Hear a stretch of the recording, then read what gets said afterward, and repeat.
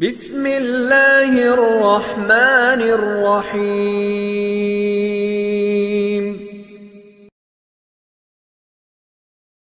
हमारे चैनल को सब्सक्राइब करें और नई अपडेट्स के लिए घंटी के बटन को जरूर दबाएं। अफगानिस्तान की खलीफा दोस्त महमूद नामه ده دا ډېر لوی بادشاه تیر شوی دی د ده یو زوی و دی قسطنطنیه چې کوم ترکي ده ده ته یې د خپل زوی ولېږلو جنګ دپاره قسطنطنیه ورته وایي او اوس ترکي دلته واقع ده دا ترکي دی دلته یې د خپل زوی ولېږلو د جنګ دپاره کمانډر یې مقرر کړو دا د افغانستان بادشاه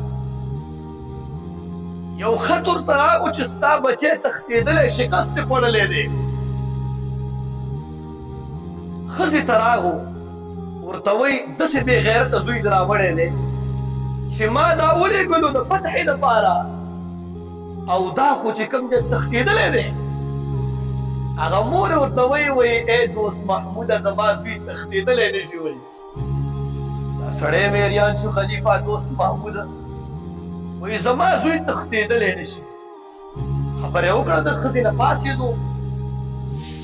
لږ ټایم پس ورته یو څو ورځې پس ورته یو بل خط راغی چې قسطنطنیه ستا د زوی په وجې سره الله فتح کړي دا ښځې ته راغلو او ښځې ته وایي چې ای زما ښځې تا ته چې کله ما دا خبره وکړله چې ستا زوی ډېر بزدله وتښتېده تا څنګه دا اطمینان سره دا خبره وکړه چې زما زوی تښتېدلی نه شي وایي ای دوست محموده چې کله ستا دا زوی زما په ګېډه کې و ما ستا د بادشاهۍ نه یو روپۍ هم نه ده خوړلې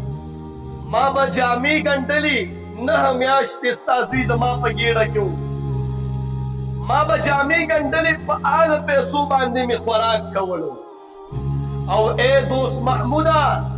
چې ستا زوی پیدا شو ما د هغې تربیت داسې کړی دی ای دوست محموده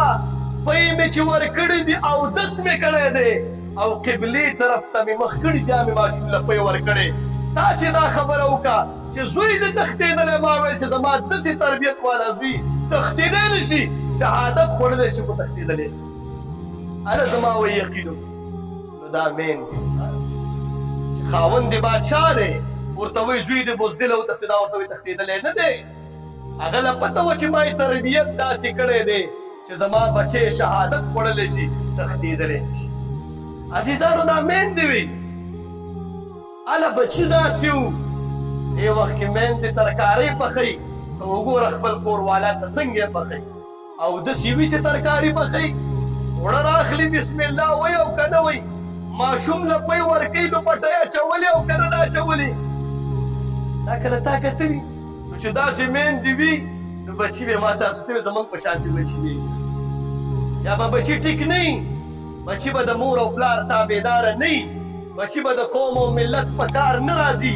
بچی به د بندګانو په کار نه راځي بچی به د مور سوری د پلار سوری نه جوړېږي بچی به د خپل د مور او پلار د سترګو یخوالی نه جوړېږي